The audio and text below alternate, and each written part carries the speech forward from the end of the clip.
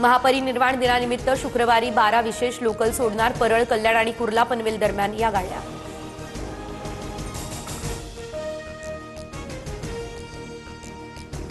पुणे विमानतळाचा देशातील प्रमुख विमानतळांच्या यादीमध्ये समावेश। आंतरराष्ट्रीय प्रवासी वाहतुकीमध्ये पुणे विमानतळाचा देशातील 20 विमानतळांच्या यादीमध्ये 19वा क्रमांक।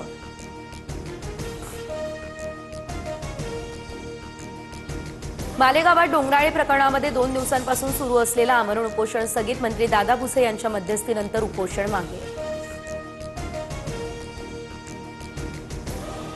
मुंबई पालिकेने सुरू केलेल्या उपाययोजनांमुळे हवेत सुधारणा। मुंबईचा AQI 103 वर। राज्यातला पारा घसरला। पुण्यात कडाक्याची थंडी, तापमानाचा पारा 9 अंश सेल्सिअसच्या खाली।